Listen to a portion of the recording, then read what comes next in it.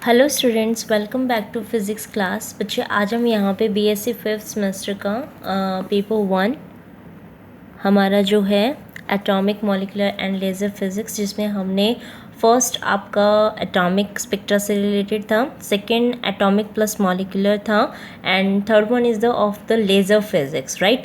इसके अंदर अब हमने लेज़र फिज़िक्स के अंदर क्या क्या टॉपिक्स कर लिए हैं और सिलेबस क्या है मैं एक बार आपको मेंशन कर रही हूँ।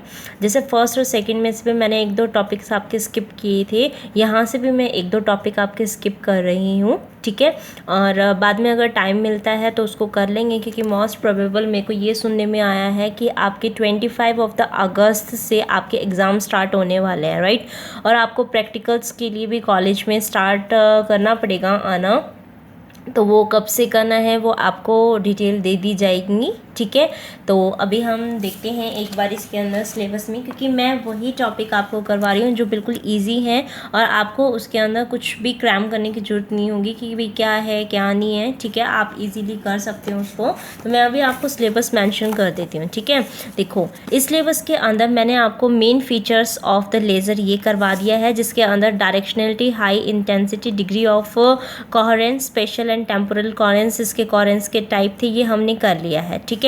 इसके अंदर जो क्वेश्चन आपका बन के आता है, या तो लेज़र का पूरा ये बोलेगा कि मेन फीचर्स इसके डिस्कस करो, तो आपको चारों पांचों इसके डिस्कस करके आने पड़ेंगे यहाँ पे, ठीक है। मोनोक्रोमेसिटी, ठीक है, और कोहेरेंस, इसकी डायरेक्शनलिटी और हाई इंटेंसिटी, आपको ये चारों जो है वहाँ पे डिस्कस करके आने पड़ेंगे, ठीक है।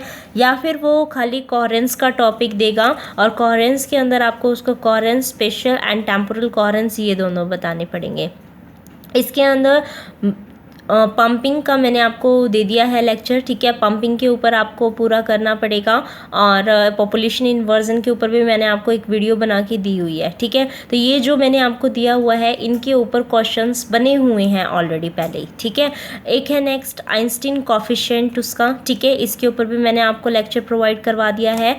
एक है आपका momentum transfer, life time of level kinetics of optical absorption and threshold condition for the laser emission. ये थोड़ा सा टिपिकल सा टॉपिक्स पड़ जाते हैं, तो मैं ये पोर्शन आपका स्किप करवा रही हूँ यहाँ से, ठीक है। अगर मेरे को टाइम मिला बाद में उसको ईजी करवाने का तो मैं आपको ये करवा दूँगी, अदरवाइज़ मैं यही प्रेफर करूँगी कि इसमें से थ्रेशोल्ड कंडीशन जो आपके नोट्स हैं, कौन से जो आपके सैम्पल पेपर होते हैं, आप वहाँ से अगर इसको कर लोगे तो बेटर रहेगा। अदरवाइज मैं देखती हूँ मेरे को अगर मिल जाता है तो मैं वहाँ से करवा दूँगी, ठीक है। लेज़र पंपिंग के नोट्स मैंने आपको दे दिए हैं। अब जो हमारे सिलेबस में है बेटा वो helium neon laser and Ruby laser है, ठीक है। आज हम एक लेज़र स्टार्ट करने वाले हैं, रूबी लेज़र यहाँ पे, ठीक है।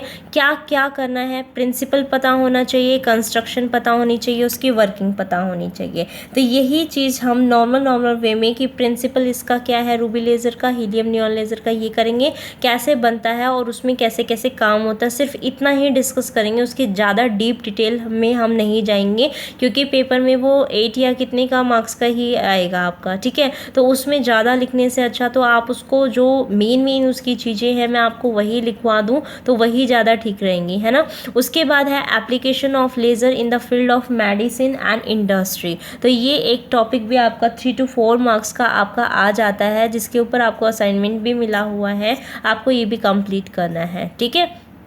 तो अभी जो मैं करवाने जा रही हूँ आज के लेक्चर में वो है हमारा रूबी लेज़र, ठीक है।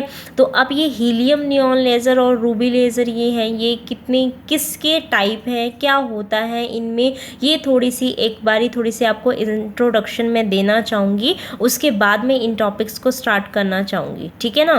तो एक बारी हम इसको करते हैं। और ये जो मोमेंटम ट्रांसफ़र ये टॉपिक्स आते हैं, मैं यूँ नहीं कह रही ये टॉपिक्स नहीं आते, लेकिन अगर आप इसको छोड़ भी देते हो तो भी आप पूरा का पूरा पेपर अटेम्प्ट कर सकते हो, क्योंकि ऊपर से तो एक ही आपका डिफरेंट सीरीज ऑफ एल्कलाइ स्पेक्ट्रा मैंने ये वाला छुड़वाया था, यहाँ से मैंने आपका अभी स्टार इफेक्ट में करवा दूंगी। स्टार इफेक्ट की चिंता मत करो, स्टार इफेक्ट में करवा दूंगी, ठीक है। और यहाँ से ये 3 टॉपिक आपके हो गए, बस ये 3-4 टॉपिक है। अगर पूरे सिलेबस में से 4 टॉपिक अगर नहीं आएंगे तो ये कोई ना पेपर ही अटेम्प्ट नहीं होएगा। बहुत सारे क्वेश्चन आपके इसमें से ईजी बन जाते हैं जो आप पेपर में ईजिली अटेम्प्ट कर सकते हो, ठीक है। मैं एक सीक्वेंस आपकी बनाऊंगी और इसी के अकॉर्डिंग आपके टेस्ट भी हुआ करेंगे क्लास के अंदर, ठीक है। तो आप यहाँ पे ध्यान दीजिएगा। अब हम डिस्कस करेंगे रूबी लेज़र से रिलेटेड चीज़ों को। अब देखो, अब हम ये कह रहे हैं इसके अंदर कि अब हमें रूबी लेज़र डिस्कस करना है, लेकिन ये किसका पार्ट है? आप ये कहोगे कि मैम इसमें लेज़र लाइट प्रोड्यूस हो रही है, राइट। लेज़र लाइट जो प्रोड्यूस हो रही है वो तो आप मटेरियल कोई भी ले सकते हो, कोई क्रिस्टल से भी करके अगर हम करवाना चाहें उससे भी हो सकती है, गैसेस फॉर्म में भी कुछ ले सकते हैं, या फिर अपने जंक्शंस ले सकते हैं, डायोड ले सकते हैं। तो ये कहता है कि इनके बेस पे, या फिर कोई लिक्विड डाई है, ठीक है, और आपका आयनाइजेशन ये इस टाइप से आप कोई लेज़र वगैरह प्रोड्यूस करवाना चाहो तो बहुत सारे आपके इसके अंदर बन सकते हैं। तो ये किसके ऊपर बेस्ड हो गए? आपके मटेरियल के ऊपर हो गए। तो जो आप मटेरियल यूज़ कर रहे हो लेज़र लाइट को प्रोड्यूस करवाने के लिए, लेज़र उन्हीं की कैटेगरी के अंदर डिवाइड होना स्टार्ट हो गया। जो मेन कैटेगरी हमारी इसके अंदर आती है, जो हमें पता होनी चाहिए, वो solid state laser, gaseous laser और आपका आता है सेमीकंडक्टर लेज़र। लेकिन जो हमारे पेपर में दो दिए हुए हैं, रूबी लेज़र और हीलियम नियॉन लेज़र, वो हमारे जो स्टार्टिंग के आपकी दो कैटेगरीज हैं, solid state laser and gaseous laser, उनके अंदर आते हैं, ठीक है। Semiconductor laser as a syllabus के अंदर हमारा टॉपिक नहीं है, तो मैं उसको नहीं करवा रही हूँ, ठीक है। तो आप इसके अंदर लिख लीजिए, according to material used to produce laser light, आपका जो लेज़र है वो laser can be divided into three main categories, which are, कौन कौन सी कैटेगरी हो गई? First solid state laser, second gas laser, third है आपकी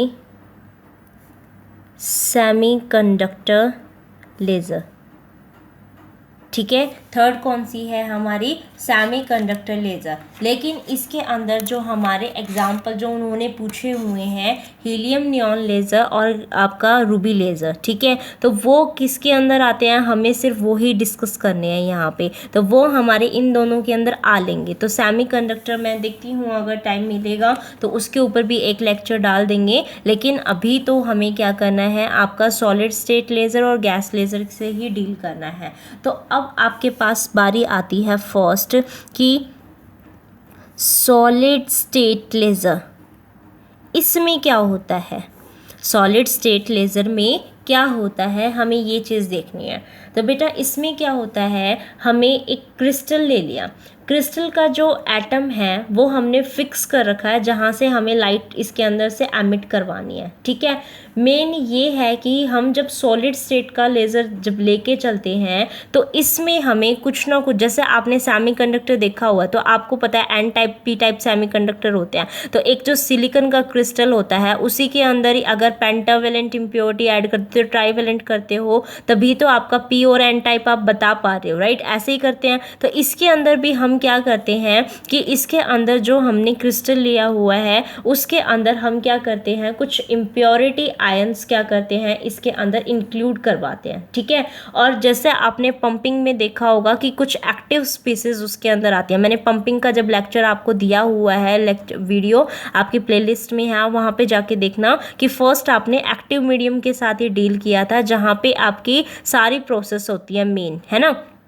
तो उसके लिए हमें क्या करना पड़ता है, यहाँ पे इम्प्योरिटी आयंस लेने पड़ते हैं। तो मेन काम वहाँ पे यही करता है, मेन जो लेजिंग आपकी प्रोसेस होगी वो इन्हीं इम्प्योरिटी आयंस की वजह से होती है। अब आप यूँ कहोगे कि मैम इम्प्योरिटी आयंस तो हो गई हैं, लेकिन हमें पता तो होना चाहिए कि इम्प्योरिटी आयंस हम लेके कौन से चलते हैं। तो इसके अंदर हम या तो ट्रांजिशन मेटल्स आयंस कोई भी यूज़ कर सकते हैं या फिर रेयर अर्थ एलिमेंट्स हम यूज़ कर सकते हैं, ठीक है। और इनके बेस पे हमें क्या करवाना पड़ेगा, और यही जो हमने आयंस लिए हुए हैं ना, इम्प्योरिटी आयंस हमारे जो हैं, उन्हीं को ही हम क्या करते हैं, हमारे ग्राउंड स्टेट से एक्साइटेड स्टेट के ऊपर लेके जाते हैं, फिर कहीं पे जाके स्टॉर्म जो मैटर स्टेबल स्टेट होती है, आपने देखा था ना पंपिंग के अंदर जब मैं एक्टिव मीडियम बताया था, तो बताया था कि वो वहाँ से किसी मैटर स्टेबल स्टेट पे आते हैं, उसके बाद जब सारे यहाँ पे आ जाते हैं तो एकदम क्या करवाते हैं, हम ग्राउंड स्टेट के ऊपर उसका स्टिमुलेटेड एमिशन करवाते हैं,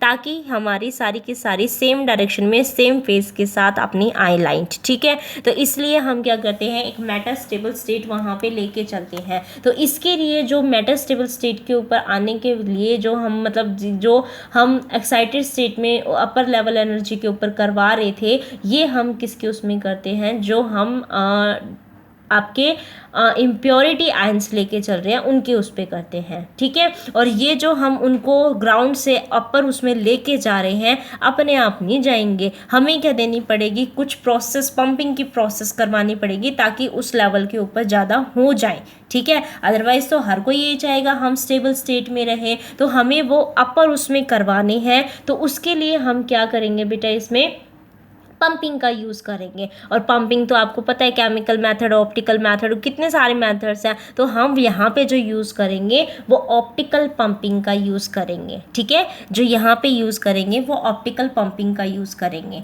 तो आप अब जितना मैंने इसके बारे में बताया है थोड़ा बहुत नोट डाउन कर लीजिए, ठीक है। इसके बारे में नोट डाउन कर लीजिए, तो लिखो, क्योंकि देखो बेटा, आप चाहो तो खाली वो भी कर सकते हो, लेकिन जब नोट्स बना रहे हो तो प्रॉपर वे में आपको इनसे रिगार्डिंग भी थोड़ी बहुत चीज़ें पता होनी चाहिए, क्योंकि इसका सॉलिड स्टेट का जो लेज़र है आपका, इसका जो एग्जांपल है वो है रूबी लेज़र। और आपने इसमें क्या कहा है कि आपने small amount of impurity ions इसमें ऐड करते हो और वही लेजिंग कर पाता है प्रोसेस। तो इसका मतलब जब आप रूबी लेज़र लेके चलोगे तो वहाँ पे भी आपको कुछ इम्प्योरिटी किसी चीज़ की, या तो आपके रेयर अर्थ के, या फिर आपने कोई ट्रांजिशन मेटल आयंस लिया होगा उसकी आपने की होगी, तो वहाँ पे वो करेंगे। और जो मेन प्रोसेसिंग का कारण होगा हमारा, वो जो इम्प्योरिटी आयन है वही होगा। यही तो हमने इसमें पढ़ा। तो रूबी लेज़र के लिए ये चीज़ जानना ज़रूरी था, और ये किसकी वजह से, क्योंकि ये इसका एग्जाम्पल है सॉलिड स्टेट का, तो यहीं से ही तो हमें ये चीज़ पता चली थी, है ना। तो ये चीज़ पता होनी चाहिए। तो आप ये लिखोगे कि in a solid state laser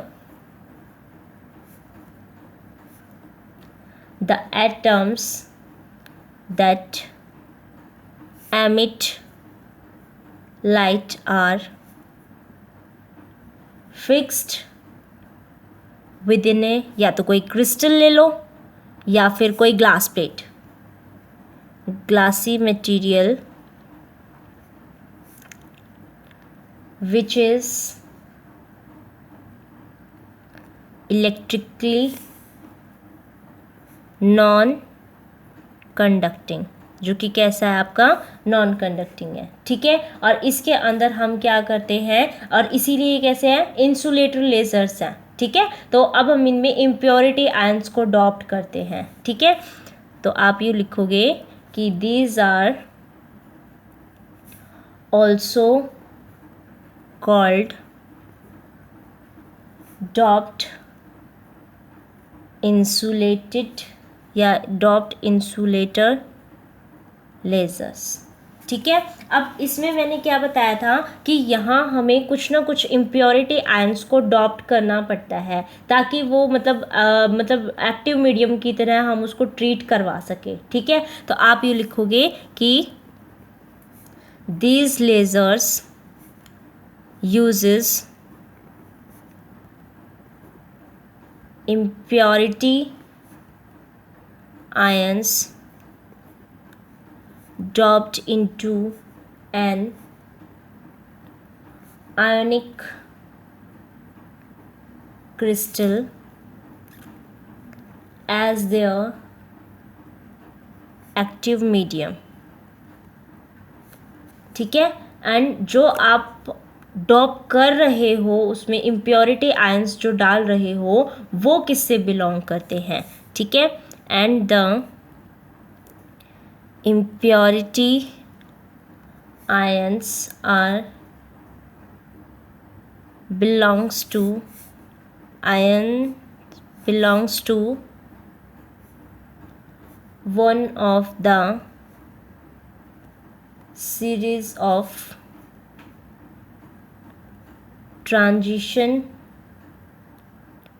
elements, ठीक है, और आपके रेयर अर्थ एलिमेंट्स, ठीक है। तो आप यूँ कहोगे कि ट्रांजिशन के किस टाइप के एग्जाम्पल होते हैं, जैसे क्रोमियम का हो गया। रेयर अर्थ के कैसे होते हैं, जैसे एनडी, ठीक है, 3 पॉजिटिव, इस टाइप के अपने आ जाएंगे, ठीक है। तो इस टाइप के अपन क्या कर सकते हैं, उसमें यूज़ कर सकते हैं। तो सब, और जो हम ये आयंस लेके चल रहे हैं ना लेजिंग एक्शन के लिए, ये ही हमारे एक्साइट होके अपर एनर्जी लेवल में जाते हैं, ठीक है। किसकी उससे करवाते हैं, ऑप्टिकल पंपिंग से, मैंने बताया अभी आपको, है ना। तो आप यूँ कहोगे कि for laser action to take place, ions of active medium या ions of active material बोल दो, क्योंकि आप मटेरियल ले रहे हो ना, ions of active material will have to be excited to कहाँ, ग्राउंड से अपर एनर्जी लेवल के अंदर, to upper energy level, and pumping is done by optical method या optical pumping is used here, आप कुछ भी लिख सकते हो, ठीक है। अब इसके अंदर हमें क्या करना है, अपना फर्स्ट करना है रूबी लेज़र, ठीक है। तो या तो मैं यहीं पे, ये कंप्लीट नहीं हो पाएगा इसके अंदर, ठीक है। रूबी लेज़र की स्टार्टिंग फिर मैं आपको नेक्स्ट लेक्चर के अंदर ही करवा दूंगी, ठीक है। अभी तो आप सॉलिड स्टेट लेज़र के बारे में ही लिख लीजिएगा आज के लेक्चर में, और कल के लेक्चर में आपको रूबी लेज़र से रिलेटेड जो अपना प्रिंसिपल, कंस्ट्रक्शन एंड वर्किंग, वो एक कंप्लीट आ जाएगा। अभी करने लगूंगी तो मेरा कंप्लीट नहीं होगा, फ़ोन में थोड़ी सी प्रॉब्लम है, मैं लेंथी वीडियो नहीं बना सकती हूँ इसलिए, ठीक है। तो आप यहाँ तक इसको कर लीजिएगा। जो मैंने एनडी बोला था, कई सोच रहे होंगे कि एनडी क्या है, ठीक है। तो वो नियोडायमियम होता है बेटा, नियोडायमियम, ठीक है।